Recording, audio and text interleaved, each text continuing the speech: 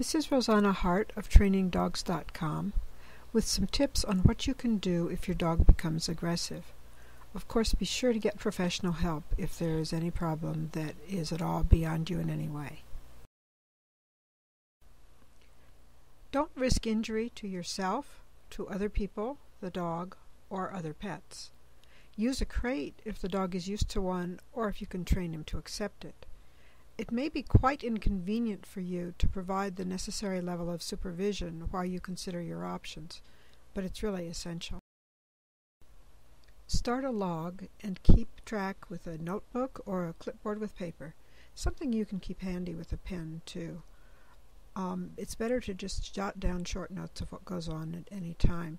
You might think you'll remember, but it's important to go to the veterinarian because pain anywhere in the dog's body can make the dog very irritable. Besides, there are literally dozens of dog aggression causes that a veterinarian could find and you couldn't.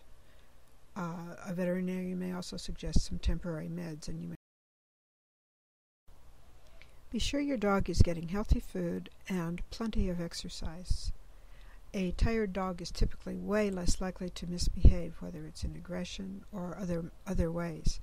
If your dog's aggression comes out when you walk him, you can get him used to a head halter such as a halty or gentle leader, which gives you more control without aggravating the problems.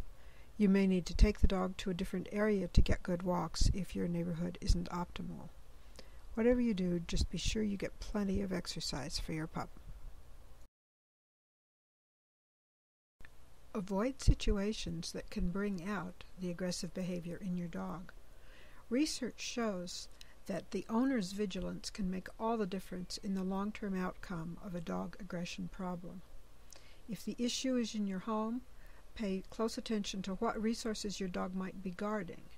Things like access to you, to a comfortable bed, to toys, or to food.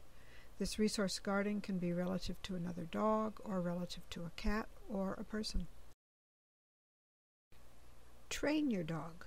Go back to the basics of come, sit, stay, down, even if you haven't been using them a lot lately. If you do train your dog regularly, keep it up. Train tricks like shaking hands or rolling over. The point is just to help your dog to use his mind and to enhance the relationship between you.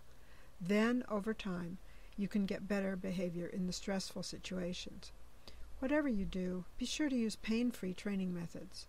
Not only are they more humane, they are actually more effective, too. Seriously consider hiring a really good dog trainer for a series of sessions. Many dog aggression situations are going to be beyond your ability to handle alone.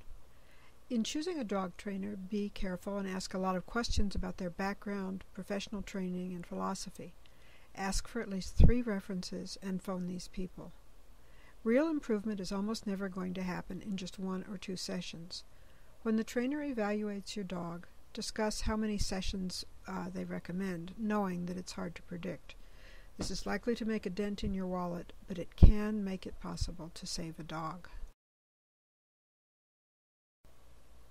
And finally, consider your options and commit to a plan and write it down. This last tip is one of the most important, because you're likely to go through difficult emotions, anger, sadness, frustration, and denial, things like that. And if you keep working with your dog, revising your plan as needed, the outlook is much brighter than if you let. I hope these 9 tips for dealing with dog aggression have helped you. Do come visit my website, TrainingDogs.com, for more tips on all aspects of dog training.